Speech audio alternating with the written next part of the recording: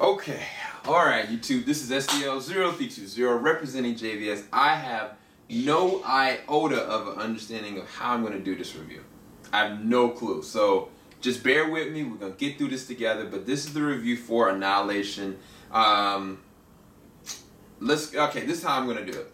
We're going to talk about the preliminary stuff, get all the non-spoiler stuff out of the way, and I'm going to go at an intermission point and let you guys know, spoiler alert. And then I'm going to go in because there's no other conceivable way of being able to talk about this movie. But I will try to gush about it as best I can because I've seen this movie a week ago. And I chose not to do this review because I was torn. I was like, people need to go into this movie not knowing anything. It's better not knowing anything. I didn't even look at like a trailer. So I went into it with no preconceived notions about what this was going to be other than it being a science fiction kind of horror-esque film, which it is, but it goes deeper than that. Because this is from the writer, Alex Garland, that did 28 Days Later, Ex Machina, Dread, and movies that I really love with an all-star ensemble. They had Natalie Portman, they had my girl Jennifer, Jason Leigh, they had Tessa Thompson, they had even Benedict Wong, they had Oscar Isaac, of course, they had, what is the name, Jane the Virgin, Gina Rodriguez. They had an all-star lineup, and it's just profoundly vaster than I can really explain, so I'm just going to go into the bare basics. So, from a visionary standpoint, visual effects and the immersion of this dangerous world is amazingly immaculate. Like, I mean, the scenery, like as soon as they go through the rift, what I'm going to call the rift, it's this out-of-body kind of situation. It kind of feels like, you know when you get really sick and you kind of like having these really heavy dreams? That's what it feels like. The immersion feels like once you go through, you feel like you're always consistently dreaming. I remember when I looked at, what was that movie? Oh my gosh, I can't remember thinking of the movie. I don't want to waste any time. Anyway, when Natalie Portman, when Tessa Thompson, when Rodriguez, when all four of them go into the riff, and well, actually there's five of them. When they go in with this understanding that, you know, they need to get to a focal point, which I'm not going to tell you what that is. But all throughout the way, they see some of the most amazing things that look so deadly. Like their first encounter with something living, I was like thinking, man, this is going to be a short trip. We need to go back. We need to confirm we can go back. Because even when they first go in there, I was kind of just like, how do you know how much time has lapsed at this point? Which you'll figure out a little bit later on. So from the visual standpoint and from the immersion of anxiety standpoint, it's an immersive, anxiety-filled moment from the beginning all the way to the end. But even in the way that I'll say as far as the acting is very key, this is very much so about two people. And I'm talking about Lena and I'm talking about, what is the husband's name? Kane. Kane is Oscar Isaac's character. Lena is Natalie Portman's character. Lena is ex-military, you know, but she's at the same time a professor. And then Oscar Isaac's character, he is very much so military. He went on this assignment, and then, you know, this is where we go into this. But the opening of this and the way that they go back and forth between these flashbacks and these semblances of their relationship and their mannerism and their beliefs is done so interwovenly that it's just beautiful to really watch. But the very opening, it sets you up for this okie doke, and you're like, by the end of the movie, you're like, what did I see? Specifically, pay attention to Oscar Isaac, because the way that he acts in the beginning of this and the way that you see him throughout and then the way that the ending, it's just amazing. It really is, because it really messes with your mind, especially with Natalie Portman, because her character is a one-track person that you kind of think you can kind of peg, you know, what kind of person she is, and you understand, like, you know, her grief, her emotions, you understand her, you know, instincts to be able to fight or flight, you know, and be able to lead, you get that. But then there's certain things that happen, you're just like, okay, I'm not prepared for this. And that's where the story comes in. From the story standpoint, this might be a little too much for certain people. You notice how I didn't describe anything about the movie as a whole. And I'm going to get into that into the spoilers. But as a film, if you have preconceived notions about what this should be, and by the end, if you had an issue with Inception and the way the Inception ended, and whether or not this was this or was that, or Arrival, like questions in Arrival and how that kind of made you feel. This goes 10 times further than that, because the reality is you're kind of just like, how did this happen? What does this mean? You don't get the answers, but you get this incessant realization that this is what it is.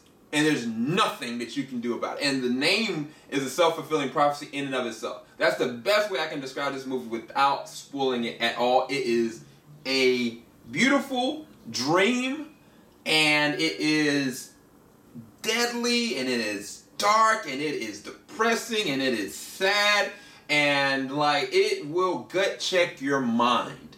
It will legit gut check your mind. And I advise anybody that's a reviewer, anybody that, you know, loves the art form of film, don't just sit there and talk to somebody about it immediately. Take time to think about it, because all these things are coming back to me. I haven't seen this movie a week ago. It's literally stayed with me for a whole week. So from that standpoint, it's done its job. Like, Alex, I commend you as a director. I commend everybody. Even like, shoot, there was one scene with Gina Rodriguez that would take place upstairs with the rest of the group. I was like, Gina? Huh? Like, you can act, girl.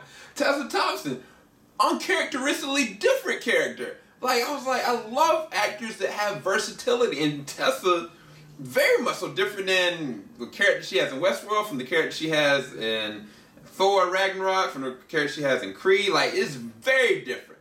Very, like, there's different layers that you get to peel back from each of the characters if you pay attention enough. And consequently, throughout this movie, I was very much so paying attention. But at the same time, I was doing a lot of this. I was like this. There were moments I was like, I ain't watching. There's this one moment with Oscar Isaac and a knife, and you will get it. You will legit like, oh, I see why Cell was like, nah, I ain't doing that. Anyway, so for a review number, I couldn't give this anything less than a 9. A lot of people are going to fault me for that, because there's a lot of people that have inadequacy complexes with the understanding of this film, the merits of this film. Me and Joe looked at this together. Joe did not like this film. I get why Joe didn't like this film. But I intentionally was like, I'm going to let it sit and think about it. I'm going to wait and talk about it. And I'm glad that I did. So hopefully y'all enjoyed this non-spoiler review for Annihilation. Alright, so from this point forward, if you don't want to know anything about the film, there's going to be details I'm not going to remember, obviously. But if you don't want to know anything else about this film and go into it, I'd highly recommend wait, take this, put in your watch later, come back to this segment in a moment. I don't know what time we're at, but I'll put that somewhere in the description bar below so you can go for a reference of knowing when the spoiler section of this starts, okay? All right, spoilers are go. Here we go. All right, so this movie, Annihilation, this is what the synopsis is. A biologist signs up for a dangerous and secret expedition where the laws of nature don't apply. You got this freaking meteor that hits down at this lighthouse, and when you first see it, like, the visual spectacle is amazing. But then, like, you transfer back to the very beginning of the movie with Natalie Portman and Leigh, and you understand, like, man, she's got this nice and beautiful relationship with her husband, with Oscar Isaac. That is, I keep forgetting his name. I don't know why I keep forgetting his name.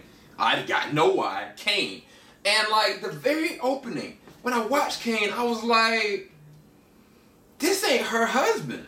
Like, when he came through the door, and, like, the realization was, like, he's been dead for a minute. He's been dead for a year. And, like, he just kind of, like, poofed and appeared. And it was kind of like he was sitting there looking at these pictures, and then he just started to talk to her and had this conversation with her.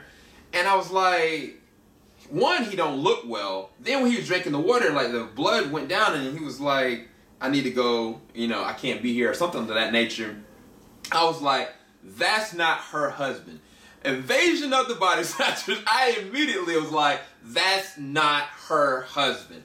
I just didn't know where this movie was going to go. And from that point on, you get introduced to the crew, with Jennifer Lacen Leah, there's the doctor, Tessa Thompson, who's Josie, and who else? Gina Rodriguez that plays Aya, and then Cass. And the girls, like, all these different girls. One of the things I'll say that if you don't pay attention to it, you won't get it. Cass says to Lena early on, what is your dirt? You know, what is the reason what propels you here? And I'll call back to that in a second. She said, all of us have everything to lose. Like, you know, Tessa Thompson's character is suicidal. You know, Gina Rodriguez's character is alcoholic. Like, she lost a loved one. Like, the doctor has cancer. Like, all them different reasons why they were like, we have nothing to lose. And they put so many different people in there. One of the things I didn't understand is that there were no men that went with them. And I was like, is that a reason behind that? Is there like a deeper reason why they would have a man go or man not go in this instead of these women? And so I was like, that was the only thing I didn't connect the dots with. But later on, Natalie Portman's Lena says essentially that I went in and I lied to them. I lied because I was going in because I had somebody I had to help save. There's a reason. I had something that connected me that I needed to come back. That's the reason why I was able to get back. But all the while, when he was sitting there talking to Benedict, what's his name? Benedict Wong, right? The whole entire time she was talking to him, I was like, she ain't who she is either.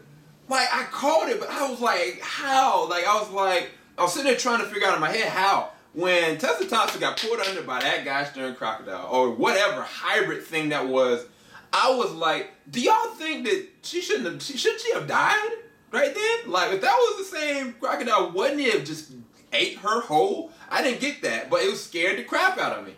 When, oh man, when Gina Rodriguez, when she goes ham, after Cass dies, she goes and, like, you realize, I had to call back to something that happened in a little bit, but you realize that Gina Rodriguez is infected with something. Like, she's losing her mind. And I'll talk about why and what I think that happened with her. But when she was, like, blaming them and was like, oh, I'm going to have to kill all of you guys, you know? And then all of a sudden, you hear Cass's voice hollering. I was like, no, that ain't her. Like, I was like, what's that movie? And I'm not talking about Jurassic Park 3. I'm not talking about that Ringer or whatever. I'm talking about, there's another movie where there was a monster who was able to mimic their victim's voice. And, like, I was like, yo.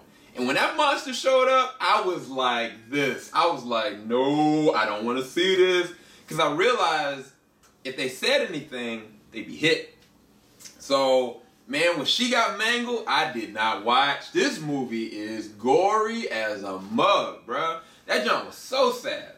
I gotta catch my breath for a second.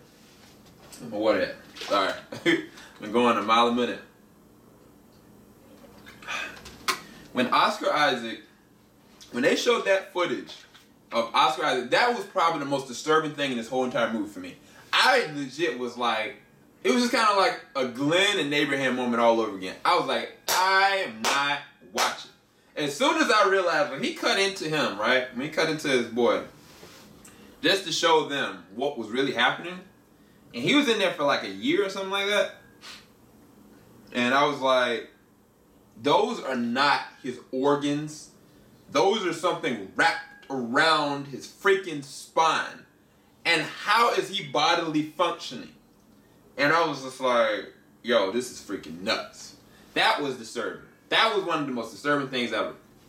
So, my thinking is that was what was happening with Gina Rodriguez. Now, Tessa Thompson's character, we already labeled that she was suicidal, and she was kind of like at this point where she had to kill her own. She had to kill the monster, and she was just like, I can't survive this, essentially. Sorry. And when she went into the woods and when she went to those flowers, I would have never guessed she would have started turning into one of those things. Like, I was like, how are you going to show me that these people are mirroring into this? Because the whole point of the movie was about when you're in there, it's taking a mirror image of your projection of yourself. And it's using photosynthesis and a mimicking natured thing that happens. And no matter what, everybody there merged into something. Everybody that died merged into something else. No matter what, in this entire movie, everybody merged into something else. And when she went, and I saw she had grass in her wounds, I was like, she about to turn into a tree. And sure enough, man, if you didn't catch it, that's what happened to her. She turned into one of those things. I wish they would have just finalized it and showed it, because it would have left less questions for people. The very end, man, I was pleading the blood of Jesus. I was like, we can bind this in Jesus' name. Because I was like, one, when I saw the video of her husband definitely burning himself alive, and then you see the copy of him, that was when I was like, I was right. But I was like, what's to keep the same thing from happening again? So, this is what my theory is at the end. When she went down to the tunnel, she got a direct copy of herself that was made into that,